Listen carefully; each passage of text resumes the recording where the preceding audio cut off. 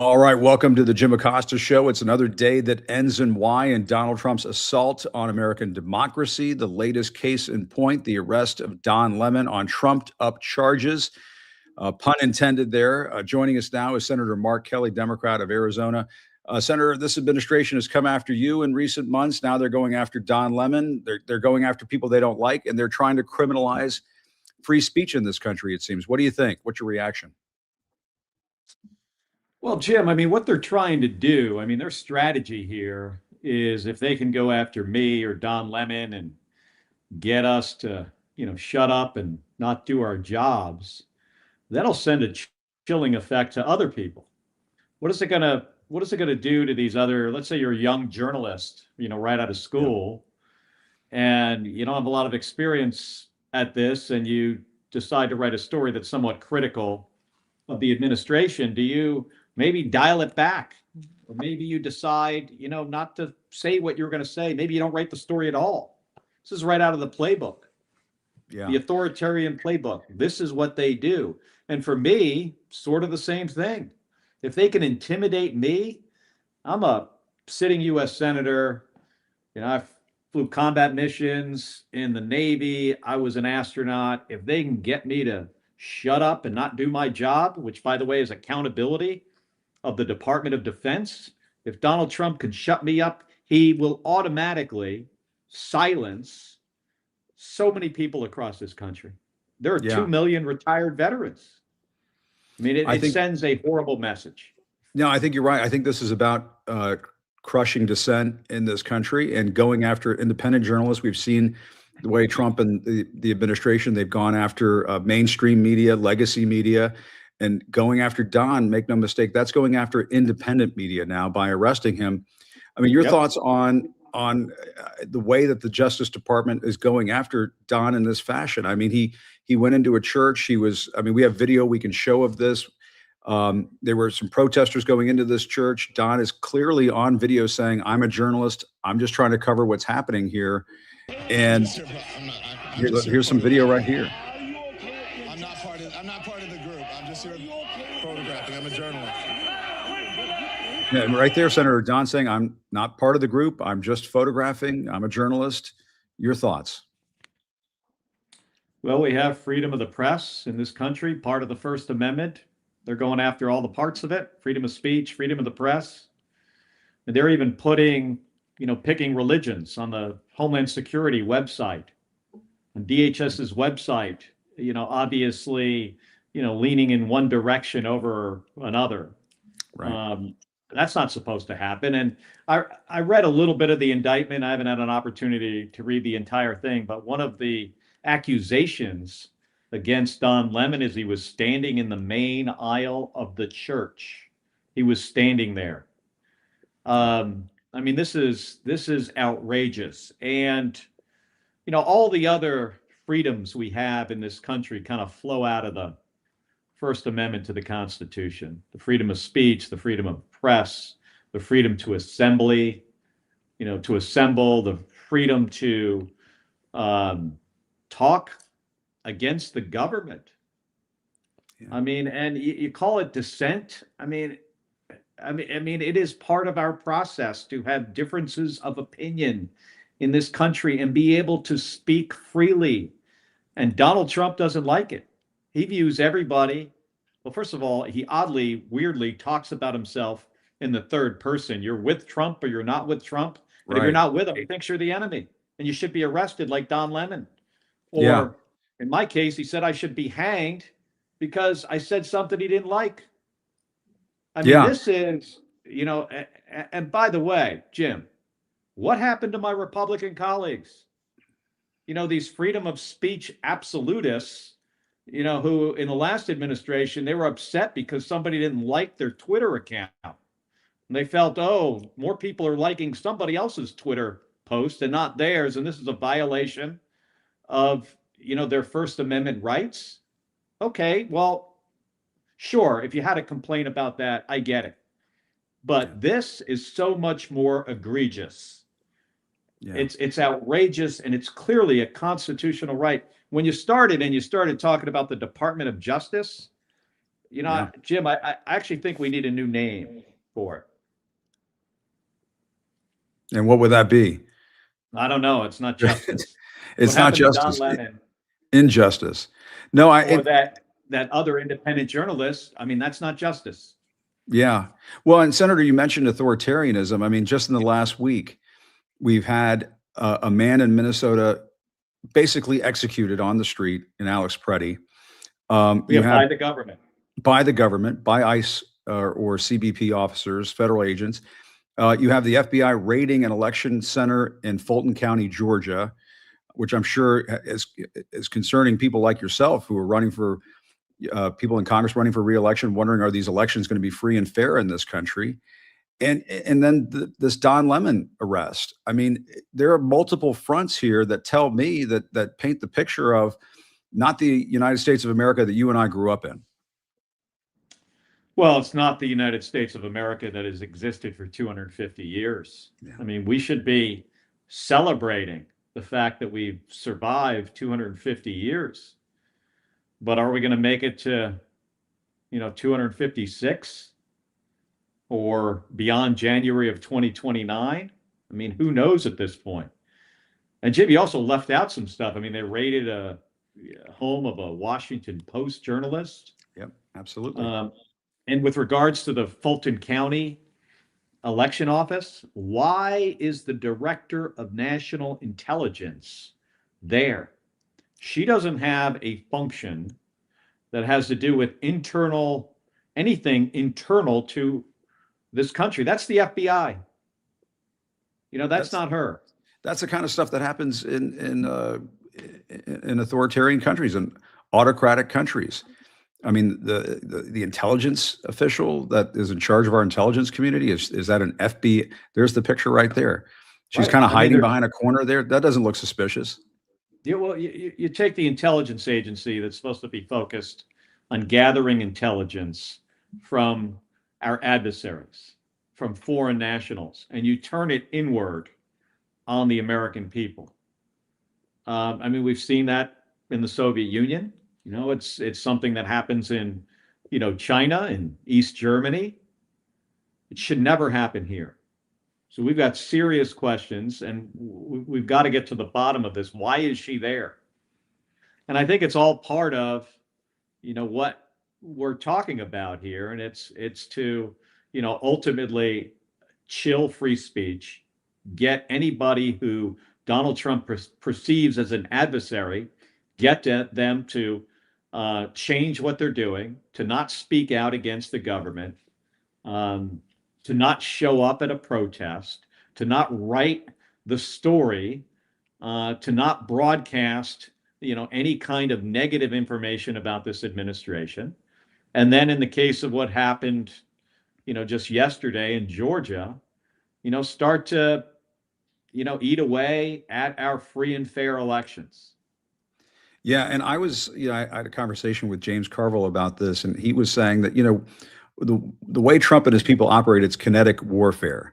They bombard you. It's just a constant barrage of on our freedoms, on our liberties, on our rights as Americans.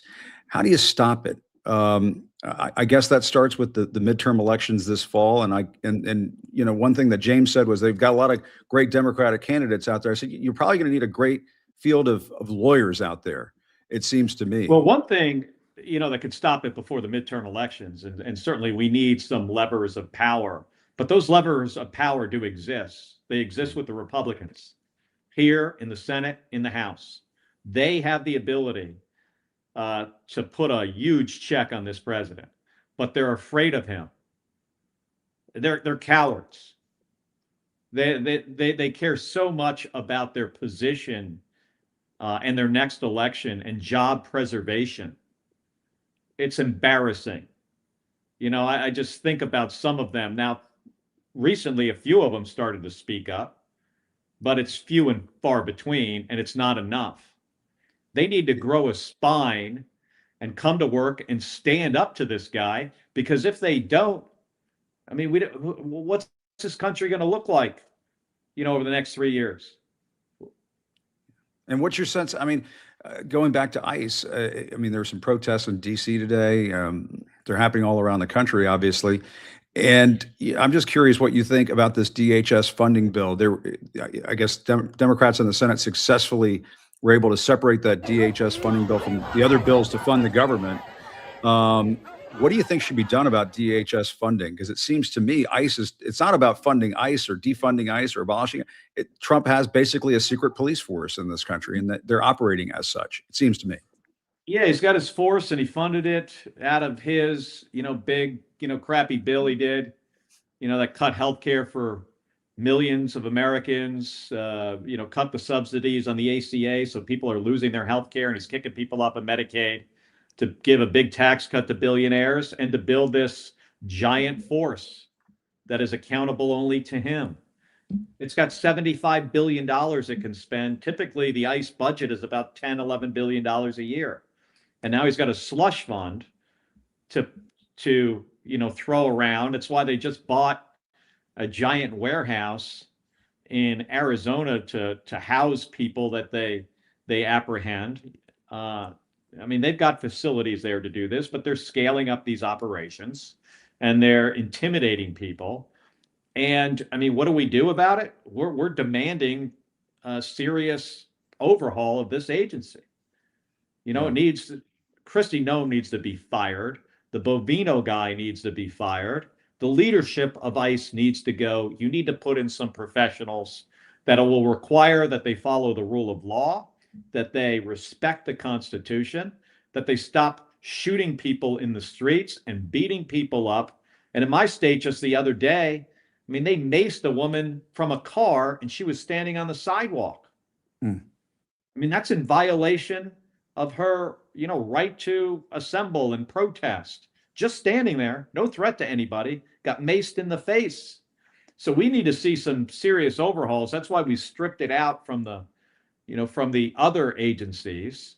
And, the Republicans are going to have to work with us to make some serious changes to this organization.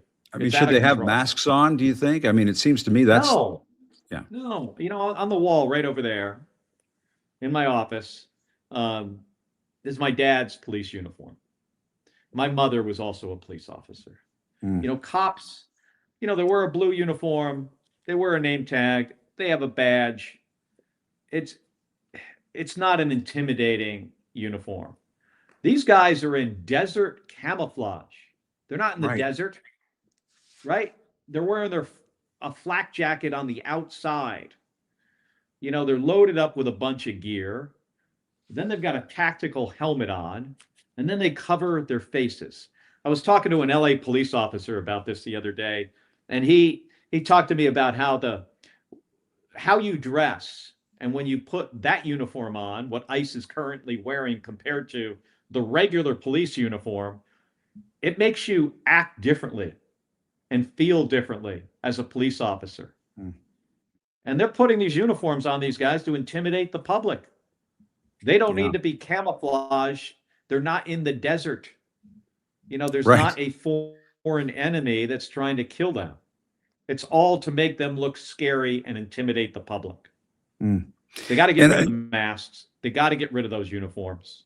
They need to be wearing name tags. But more than all of that, they need to be trained well. And they need to be accountable for their actions. And they need leadership there that will hold them accountable. It can't always be, it can't always be on us here that has to react after somebody gets shot in the streets. Yeah. Well, Senator, I mean, I really appreciate you coming on. I know that you feel strongly about this, and having been targeted yourself for exercising your right to free speech, it's really great to catch up with you. Any final thoughts? Because it seems to me, I guess Don might be making a court appearance here soon. We'll have to cover that and see how that plays out.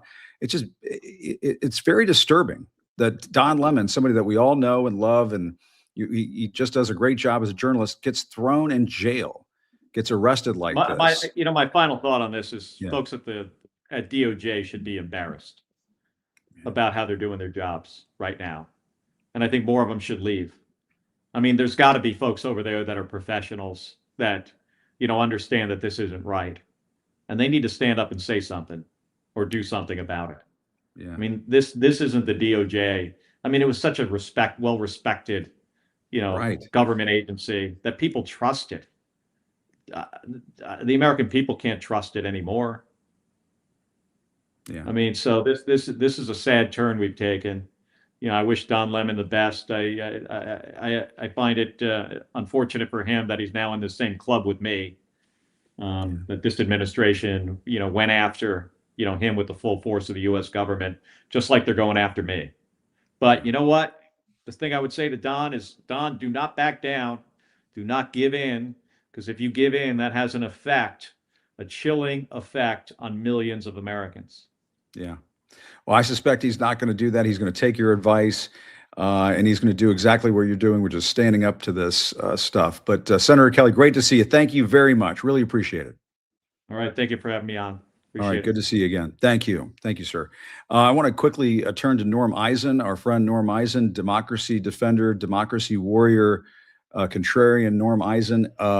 I believe he's going to be jumping here in the studio. There's Ambassador Norm Eisen right there. You're already back home. How many cities have you been in the last week, Norm?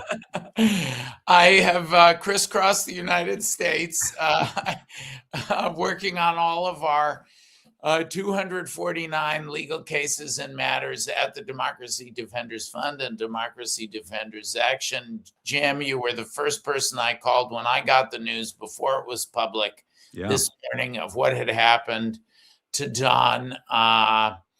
It was unbelievable. And I know you've been working all day long. I heard what Senator Kelly said, and that's your and my philosophy. And Right. even as we speak, Don is getting ready to be arraigned, to have his initial hearing, to appear in court in Los Angeles. The country has risen up in unison to defend him. I was on with my contrarian colleagues, April Ryan and Jen Rubin, and April tells me that she called Mayor Karen Bass, also a client of mine. She called Mayor Bass. We represent the city of Los Angeles, and the mayor is engaged, making sure Don is safe and protected. So, good. We're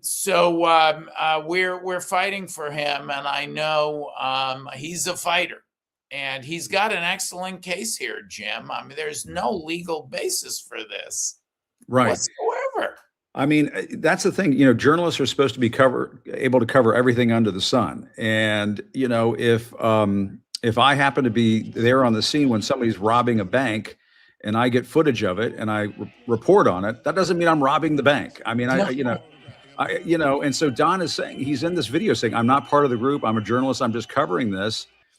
It's on videotape. And I suspect the DOJ doesn't even know this. They're not even aware of that.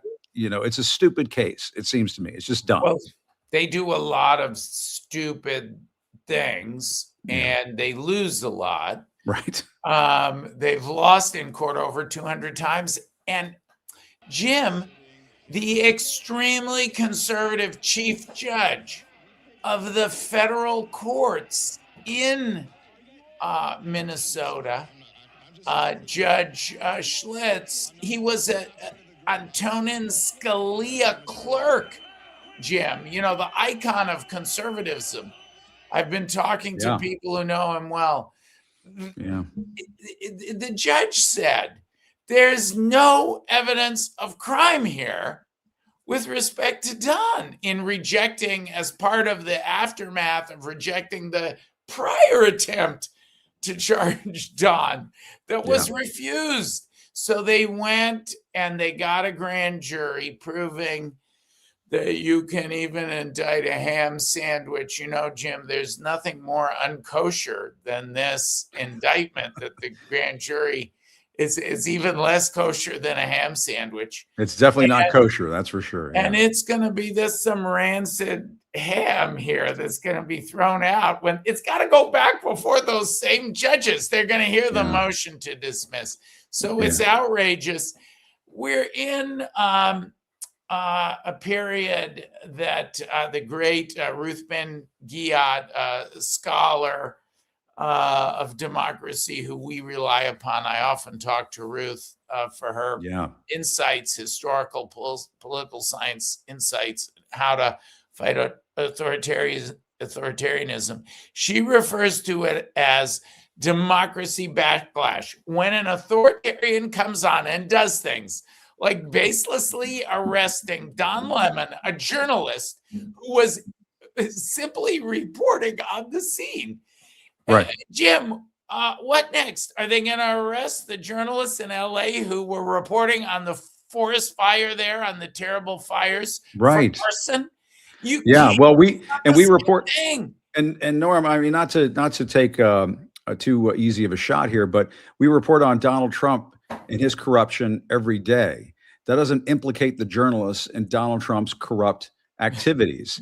I mean, if I may make that, if I can make that observation, if that's okay for me to make that observation. Yes. But I do want to ask you, Norm, just the Attorney General of the United States, Pam Bondi, has put out a video describing, what she thinks happened and what's going on here and the basis for the case. I want you to listen to it and then give us your legal expertise here. There's a little video here. We'll play it.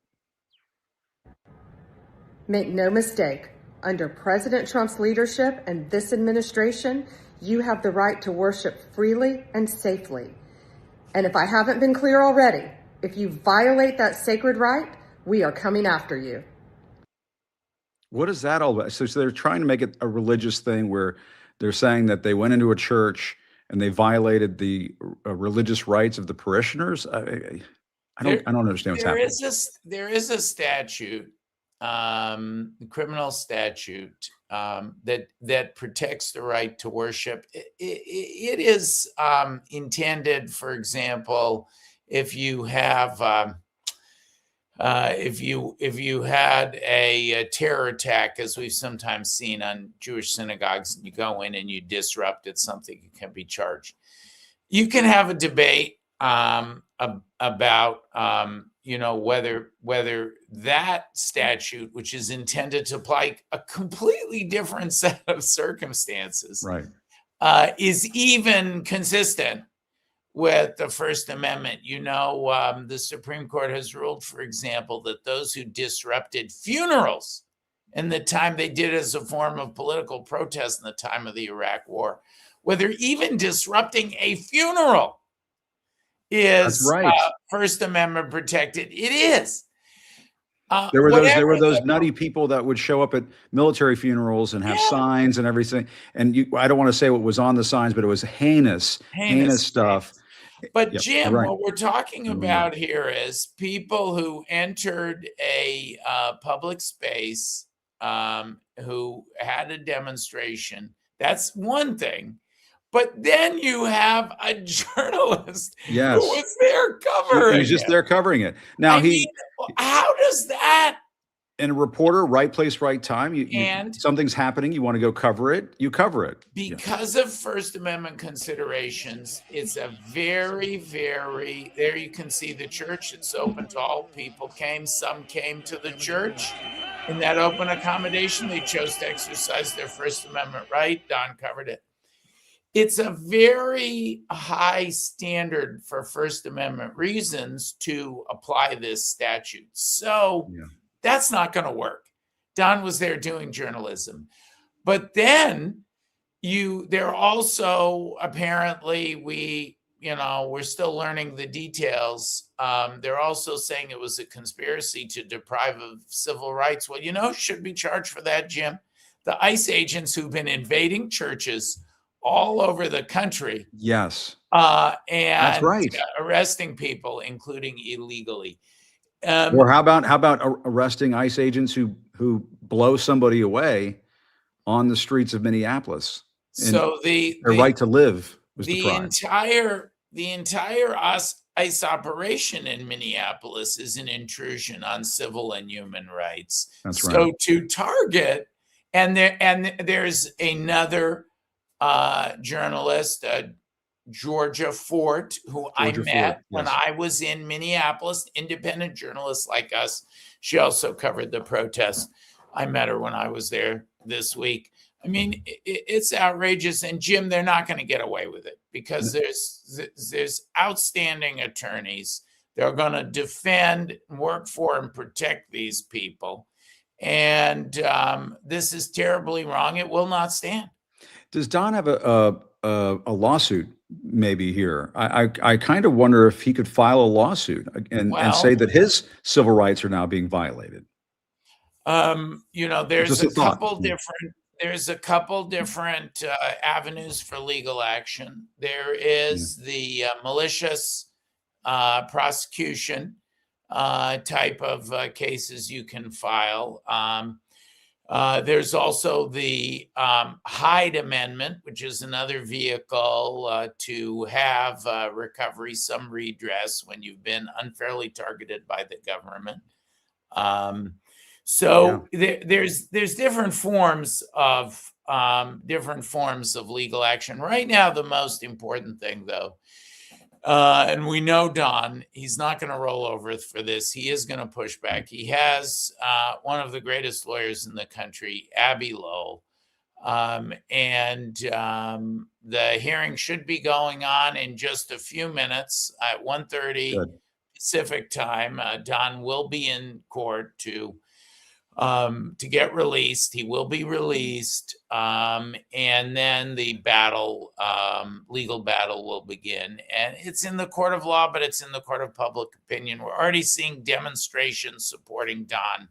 It's been a universal outcry. Members of Congress, journalistic outlets, your and my and his former home, where I met the two of you. CNN has spoken out, other media outlets. This is not right. That's right. And all of these outlets need to band together and create an alliance. And Norm, you and I have been talking about creating an alliance of independent journalists, sort of a NATO alliance for the truth. So we too have some combined power. And, I think that this is a test case that Trump is trying here to go after independent media. They've figured out a way to crack the code to hurt the legacy and corporate media. And Trump knows, and his people know, that we're not under his thumb. And so you go out and you arrest somebody like Don Lemon, maybe you can hurt independent media. I think there's that too. And Jim, we've been living that alliance today. Yep. I alerted as friends. As soon as I heard, I'm like, what? I woke up to a text from Norm Eisen saying, I texted Jim and Katie, two of my closest colleagues in independent media. We went on the air from the airport. Jim, did I have a clear signal or was it broken up? You were terrific. You were terrific. You're always terrific. And I don't know what we would do without you. And I think you should be the next Solicitor General or Attorney General of the United States of America. Nobody in hell would vote for me, but I wish I could run and win. And then you would be in my cabinet, number one, numero uno. You should be the White House press secretary when don't torture me like that. When democracy is restored. It is a terrible moment, the latest in the terrible moments that have shocking horror that have come out of Minneapolis. But Jim, look at the response. That's what I'm going to write about this weekend in my Contrarian, my Saturday column, weekly column. The response has been massive, peaceful, vigorous. When I went to that Alex Pretty Memorial site, it was freezing. It was 8 degrees below zero. But the people were there. A woman was there. She brought coffee. She came over and said, "Would you like some coffee, sir?" Contrarian reader was there, came over and said, "Oh, thank you for being here." Pizza boxes. Somebody had brought 15 pizzas, Jim. So people who came to, and we stood there together in solidarity. And that's what you've seen from the people of Minneapolis. It's a wave of peaceful, lawful protest like 1963 or 65 in Birmingham or Selma in the Civil Rights Movement. And it's spreading across the country. And now it's going to embrace Don and Don's cause. So thank you. Thanks for being such a good friend to me. Thanks for being a fighter yourself. And we've lived it. We've been attacked and investigated and litigated against. And here we stand to continue fighting, and I know Don will do the same. And the fight has to continue. And Norm, not to bother you for one last second, but just to is it our understanding that Don did spend the night in federal custody? Yes, he did, in makes me jail. so depressed. But the wonderful April Ryan, to make sure he was fine, the wonderful April Ryan called Mayor Bass. I wish I'd have thought of it. I represent the city of Los Angeles, called Mayor Bass, and Mayor Bass said, yes, we'll make sure he's fine. And we'll hear from Don what the experience was like. Friends, you do have to be ready for this. And Jim and I are ready for it. If they can come for Don, they could come for any of us.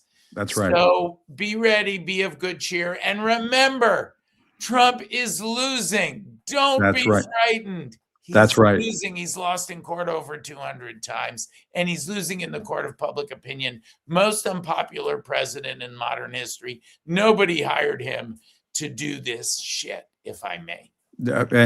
And that's exactly right. I mean, Trump was put back in office to do some other shit, not this shit. And it's just totally out of control. But Norm, you're the guy who is keeping us from allowing the barbarians through the gate. And as always, thank you, Norm. Really appreciate it. You're the best. All right, Jim. Have a good weekend. All right, you too. Take care. Thanks a lot. Good to see you. And there are these ICE protests happening in D.C. right now. Our producer Sam is on the scene bringing us this video. I want to quickly go to Tara Palmeri. I think Tara is standing by. And I'm going to bring in Denver Riggleman in just a moment too. But Tara is with us. And Tara, I mean, we've been talking about all the Don Lemon stuff. And it really has, to some extent, and maybe this is by design, overshadowed, which was some pretty big Epstein news today. And this release of all of these files. One of the files, or one of the documents that came out today, I guess, shows Elon Musk was asking about flying to Epstein's island or something like that. I mean, he says, you see this, what day night will be the wildest party on our island? I don't know what Elon Musk is talking about there. But Terry, your thoughts on the news that came out today about the Epstein files? Because, I mean, they were supposed to comply with the law, weeks ago? Yeah, back in more than a month ago. December 19th was the deadline. And, Elon Musk was potentially on the manifest. It's not really surprising. Well, not for me, at least, and the others who've been paying really close attention to the files, that he actually was quite close to Epstein himself, which it makes it kind of ironic that he said to Trump, "Oh, you're gonna get blown up in the Epstein files," right? Right. When he himself had this close association.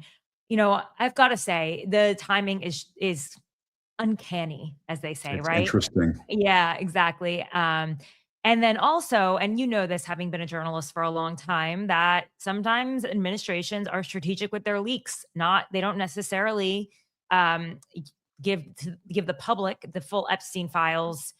They sometimes stagger them and give reporters something in advance that they want to highlight from a packet of damaging information, something that that either makes them look good or makes someone else look bad, right?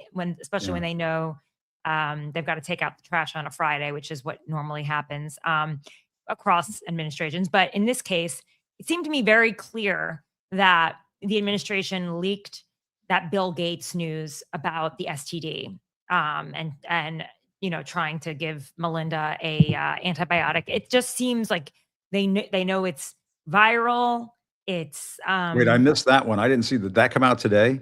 Yeah, and it came out like literally as the Epstein files were dropping. How did the Daily Mail figure out how to pull that one out? Give me a break. Yeah, Unreal. exactly. It's kind of the same way where it was just a little too obvious last time when they dropped the Epstein files, when all of it was about Clinton, right? From the top. We were talking about that. Yeah, exactly. It was just a little, because this is all a narrative for them. This isn't about actually getting down to the truth. This is about, pinning President Trump's enemies to make them look bad, protecting him, and obfuscating the truth, and just trying to get people to pay attention, to not pay attention to the truth of the matter, which is they are being haphazard with these files. They have revealed the identities of victims, which is something that these victims who've already been sexually abused are now going through another round of abuse. Maybe they don't want to be publicly, they don't want to be known publicly for what happened to them. They don't want to be known as Epstein survivors. There's only 2 or 3 dozen of them that actually have come forward out of 1,000. It's because there's a reason why people that are abused want to be Jane Does. They don't want it to define the rest of Right. their lives. They don't want to go to the coffee shop and be known as the Epstein victim. And Right. so for the Department of Justice to be so sloppy with their IDs, one of them an actual license is really disturbing. Then there's the fact that these are only half of the files.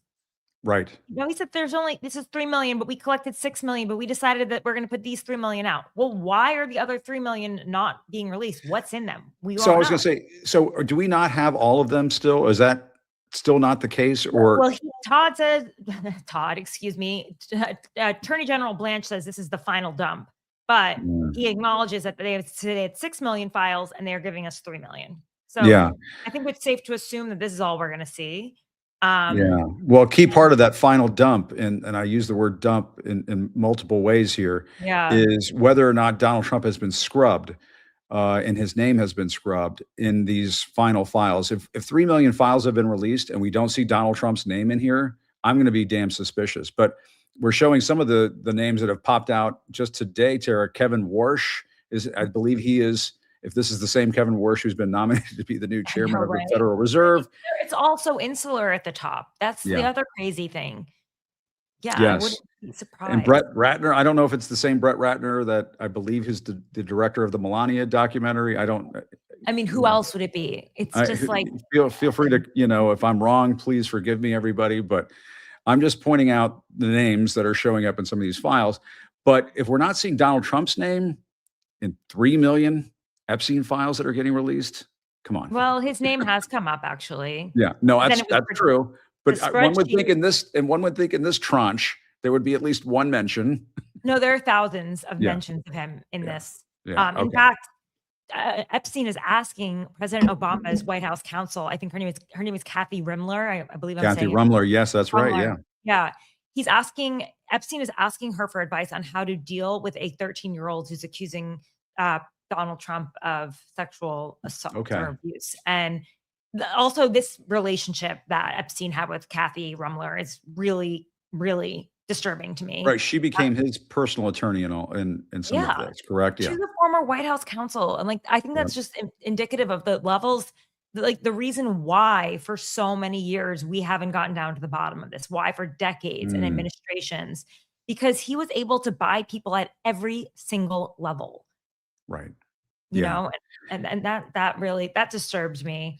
I mean, there's also some tips in there that the FBI fielded about President Trump that are really disturbing and graphic, and I'm not going to go into them. And they are tips, but has the FBI actually followed up on them and done investigations into them? Yeah. We still don't know the full story of the relationship between Donald Trump and Jeffrey Epstein. We don't have all of the information. And to me, it is the big looming question hanging over everything. And when they put this dump out, as you put it, on the same day that they arrest Don Lemon, that makes my spidey sense go off. I have to say, it makes, I just think that at the end of the day, he can't outrun this. He's just going to have to face the music eventually in all of this, whatever that music might be. And the way that they try to throw Bill Gates out there, and it looks like Elon Musk maybe today, and so on, is a way to try to throw MAGA off the scent. Yeah, and that makes it even more damning for Trump, it seems to me. That's just my read on it. Yeah. No, I agree. Yeah. I'm with you on this. I think it's all it's a narrative, and Todd Blanche was pretty explicit that President Trump is in no way connected to Jeffrey Epstein. The other thing that was really shocking to me was that he said during the press conference this morning that, I just want to quote it, Jim. Please. I don't know if there are men that abuse women. You are the deputy attorney general. Okay? Gosh. There are numerous survivors who have filed civil litigation against men for abusing them, often because the statute of limitation had passed and they couldn't file criminal, complaints. Right. We know Ghislaine Maxwell in her habeas petition said that 25 men had signed settlements with one plaintiff, one victim. And But you're Tara, telling me that all 1,000 women were abused by just Jeffrey Epstein alone? What have exactly. you been doing? What has the Justice Department been doing? That's right. And Tara, doesn't it sound though when Todd Blanche is saying that, and let's remember he's Donald Trump's former personal defense attorney who has a senior level position in the Justice Department.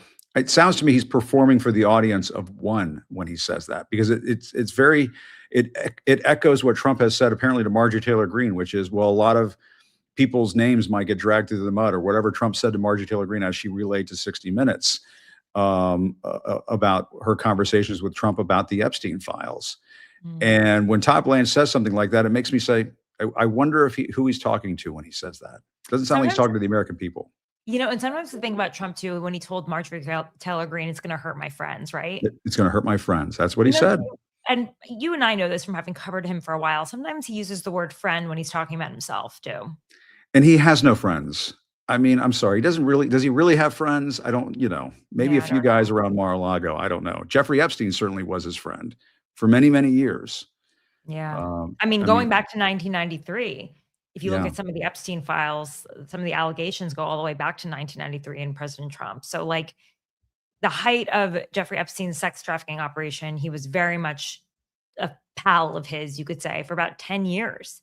And I don't know how you could be friends with a guy who ran one of the biggest sex trafficking operations in the world and not know about it. I completely agree. It's and the birthday letter, this wonderful secret that he talked about, and it's on, and it just seems to me that, I mean, that's it right there. Does anybody doubt that this is authentic? I mean, come on, give me a break. Yeah, no, Um, I know. And it's also, here's the thing, like Virginia Roberts Giuffre, who I obviously worked with very closely on the Broken Jeffrey Epstein podcast, she told me when you walked into that house, there was no doubt that something was off. There were young girls naked by the pool. Plus, he had pictures of girls, Polaroids, and all types of pictures of young girls all over the house. Even if you just Right. wanted to look inside that Palm Beach house. So even if Trump never went to the island or he never went to his townhouse in Upper East Side, just going into the Palm Beach house, which he has admitted that he's been to, you would know just walking in there that there's something up. A 50-something-year-old man with all of these young girls, these girls from high school. I mean, it's disturbing. It's really disturbing. Yeah. Well, Tara, thank you as always for your great reporting on it. And anytime you want to talk about it, let me know. I'm determined to not let this die. I don't care what distractions they put out there. We will continue to report on it. And I know you will too. So Yeah. thank you so much. Okay. Thank you. Bye, Jim. Good to Have a see you, great Tara. weekend. Thanks so much. And I want to quickly go to a friend of mine who I haven't spoken to in quite some time, who is on a hell of a trip these days, and I want to hear all about it. Our friend Denver Riggleman, former Republican congressman, he is in Denmark right now. And, Denver, it's great to see you, by the way. Thanks for coming on. Love being here, buddy. Thanks for having me. Yeah, and you and I have been texting over the last week because you went to Greenland to check on the situation there after Trump was basically threatening to invade Greenland, although he thought it was Iceland at one point. So it's possible you might have gone to the wrong island. He might have invaded Iceland by mistake. But then you ended up in Denmark and participated in a protest there and a demonstration there. And just fill us in on how folks are feeling on that side of the pond. And I do want to ask you about some batshit crazy stuff that's been happening here with Tulsi Gabbard showing up at an election center in Atlanta. But anyway, tell us how Denmark's doing. How are our allies doing? What's going through their minds? Well, there's definitely no shortage of news. Yeah, I know. So I know. it's all over the world. So I was in Greenland for the last 4 days, and I just want to tell everybody tomorrow is going to be an incredible day. I was invited by the Save America movement to go to Greenland and then to here to Denmark. I started in Iceland, so that was weird. I had to cover all my bases, Jim. So I went to Iceland, to Greenland, then to Denmark, just to make sure I was in the right spot. But Greenland, I was in Nuuk, and it's just incredible what I experienced there. But tomorrow, I'm very humbled. I was invited by the organizer of the march, the silent march for NATO, but for Danish troops that were disrespected by Donald Trump. And it's been one of the most incredible trips for me. As you know, I've been to Ukraine a few times, but this has been very touching. Greenland first. So Save America Movement asked me to go to Greenland to talk to individuals and how they felt there, Jim. By the way, I want people to know, I don't know if you know this, Jim, Greenland has 35,000 long guns. And Wow. I was invited by a very incredible person named Orla Jolison. He is sort of I would say the ambassador of Greenland, pretty much. You know, I've seen him on social media. He's great. yeah, he's great. Orla got me into private homes. Think about this, Jim. I was invited into homes to talk to people about exactly what they did, how they feel. And there's one of them right there. My God, Jim, you're Yeah. on Johnny on the spot. What a pro. What a pro. My buddy Matt's on it. My EP Dude, you Matt is guys are on the pros, case. right? Yeah, so that there is a vet. It's all volunteer. Everything there is just amazing. What I got, and I want you to ask me questions and pepper me with them if you want. What I got was this. They used one word over and over again about Donald Trump. It was madness. The other thing that they talked about was, how do we ever trust the American government again? We could like Americans, but how do we trust the American government? And the thing that's very touching, they said, why did our best friend of decades turn on us? What have we done? The fourth thing, and I want Americans to know this, we talk about this performative gun culture we have here in the United States. It's not performative there. These guys, all of them have long guns, all of them hunt. And they said, even if we died, if Americans were to come into our streets, we would fight. That was Greenland, my friend. Good. Well, I mean, to me, you know, and I've spoken to some Danes over the last several weeks, and it's exactly what you say. They're all absolutely mortified. And these are folks who are, I mean, you know, please go to Scandinavia, to my fellow Americans, please go to Scandinavia and meet some of the great people who live in that part of the world, just wonderful people. And they love America. Love it. As bad as we can be sometimes, they love us. And they look up to us and they see us as like their big brothers and their protectors, and we help liberate them and so on during World War II. And they just they're baffled. Their minds have been blown over this stuff. And so it's to me, it's good, Denver, that you would go over there, and that I know Schmidt and the Save America movement would, you know, help get you over there, and other folks like Malcolm Nance and so on, so people can get the message over there that America is more than Donald Trump. Well, Yeah. you know, I remember Ken Harbaugh called me, Jim, right? And Yeah. Ken called me and he said Malcolm was going to be there. You know, Steve Schmidt's part of it. Mary Corcoran, Yeah. an incredible individual. Dean Blundell from Canada. I mean, we have Yeah. an international contingent here, Jim. But you know what's incredible too here is you talk about madness. The thing that we've noticed is that Donald Trump is a cancer. It's a cancer of lies. Yeah. That sort of metastasize across our globe.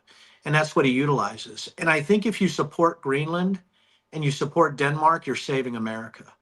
America is much bigger than one person who castigates their allies. America is this ideal of self-determination. And we talk about, you know, taking the sovereignty of people like Greenland and Denmark. We talk about troops that weren't with us. I mean, Denmark, what was it, per capita, lost the most troops, right? Per Right. capita. That's right. I'm in And Denmark. the war on terror. That's right. And war on terror. I mean, and I get goosebumps when I talked to the people last night. We came in last night. We went to a bar called Heidi's. I know it's a surprise that I would go to a bar, Jim, but we went to a bar called Heidi's here, right, in Copenhagen. And as soon as they found out a former Republican congressman was here supporting Denmark, we had 3 hours of discussions with people throughout this bar spontaneously. And you're right, they love America. And I'm so sick of us apologizing for this hyperbolic, insane, mad individual who's going against the very people that looked up to us because we were supposed to be the moral compass, the freedom, the thing that people thought could be there for them. And now we are looked at as this crazy, mad, doddering fool with a bazooka walking through, you know, schoolyards. And that's pretty much how they sort of categorize us now. Yeah. And I mean, to me, it's like, you know, what more can we do to piss them off? You know, it's just a crying shame. And I would really like to see some Republicans say something. And the other thing we've got to talk about, Denver, because I know you did all that phenomenal work on the January 6th committee. I mean, this idea that Tulsi Gabbard would be at an FBI raid of an election center in Fulton County, Georgia. It's outrageous. It's totally outrageous that this would be going on. And I just wanted to get your thoughts on it. But you know my thoughts. I mean, I think Yeah. Tulsi Gabbard is one piece of wood shy of a cord. You know what I mean, Yeah. buddy? And Right. so, and I also think, you know, when you're looking downstream of this, this is somebody who's insane, who's been part of cults. And now we have a national foreign intelligence agency outside of their authorities going into Fulton County. And let me tell you why. Yeah. In 2020, they wanted to use Executive Order 13848 to actually take control of machines. That was Sidney Powell, to take control of the election machines like Dominion, like Smartmatic. What you're seeing is a replay. And we've always said, Jim, and I know you've said it, right? It was really January 6th was a test run. Everything that they were trying to do with the conspiracy theories, from Italian satellites to Dominion or Chinese servers to Chinese bamboo ballots to NSA hammer and scorecard, all the stuff they were making out was about foreign interference. And I think that's the issue that you have, right, is some of the insanity that's going on right there. So that's really what's going on. And by the way, Jim, I didn't even care that you left because I was so into talking about foreign interference, man. It was fantastic. So, Yeah. but it really is about they're going to try to do the same thing in 2026. They're going to try to use conspiracy theories on foreign interference. They're going to try to instigate violence. You're going to have a combination, maybe the Insurrection Act, but also trying to actually seize machines or ballots based on made up stories of foreign interference. That's coming. I want people to know it's forecast. Past performance is indicative of future performance. And the only people to carry out those type of missions are the sycophants and the crazies that are in the administration, like Tulsi Gabbard. Yeah, it should worry every American, it seems to me, and it makes me think that our elections are on a course right now to be not safe and secure, and I think that's part of what Donald Trump wants. He wants to throw sand in the gears. He wants to cast doubt on whether or not these elections are going to be on the up and up, and that will sow more chaos. It will create more chaos, and I think it's something every American needs to worry about. It just seems to me. But well, the cancer is not only here overseas, the cancer is domestically. And we talk about what's happening with this metastasization of insanity. And today I was listening to your show, Jim, all the people you're talking to. Do you know how many different topics you covered today that were crazy? Yeah. But you've covered Greenland, Denmark, Tulsi Gabbard, DNI, ballots, Don Lemon, right? I know. The Epstein files. I mean, you haven't even covered what happened, with the shooter, the CEO, Mangione today. Like, I don't even know if you were there yet. I mean, we can't cover it things. all, but we do our best. Yeah. And no, I know. But Denver, I mean, it means a lot to me that you've come on, and please keep us posted on how things are going over there. And if it gets a little chippy, let me know. We'll do a special report. But really appreciate well, buddy, it. I'm in the front tomorrow with the American flag, so it's going to be interesting. And so I will let you know everything. Okay, buddy? Send some pics. I'll repost them for you. But thanks a lot, Denver. Really great to see you. Thanks, Jim. Thanks, guys. And I want to thank everybody for tuning in. Just a final thought here before I go. Apologize for some of the video quality here, and I'm on the road, and so much happened today that we wanted to jump on it. We jumped on it earlier this morning when our friend Don was arrested, and sending him our best. We're all thinking about Don, all thinking about what he's going through right now. The great Norm Eisen was telling us just a few moments ago that Don spent the night in jail. Don Lemon spent the night in jail because Donald Trump is carrying a grudge, a childish grudge against Don Lemon, and they're going after Don to suppress not only his free speech but all of our free speech. And so, heading into this weekend, we've got to think about. And I say it every day on my show. It's another day that ends in Y and the assault on American democracy. That's not a throwaway line, folks. I'm trying to keep this idea in everybody's mind that this is ongoing. This is not stopping. This is something that is going to be with us for a while. And you have to understand that, as we were talking about earlier with Norm and Senator Kelly and Denver and so on. I mean, these are threats against our way of life. These are threats against the way of life that we all grew up with, that you ought to be able to have the right to free speech. You ought to be able to have the right to freedom of the press. You ought to be able to have free and fair elections without interference from people in the intelligence community and our government. These are things that we've all taken for granted for a very long time, but we can't take them for granted anymore because they're being threatened. They're under attack right now. And that is why, we can't just wait for the cavalry anymore, folks. We are the cavalry. We are the cavalry. And we have to all do this together, safeguard our democracy so it's there for future generations. And so there are other journalists that come in behind Don and I, the reinforcements. We're going to need some reinforcements in order to keep this democracy strong, keep it in place. But I want to thank Senator Mark Kelly for joining us. Thank Tara Palmeri. Thank the great Norm Eisen and Denver Riggleman joining us live from Denmark. A lot of coverage today. Really appreciate everybody tuning in. Still reporting from, not from Washington, from a different location. I'll just say that heading into the weekend. I'm Jim Acosta. Thanks again for tuning in. I'll see you next time.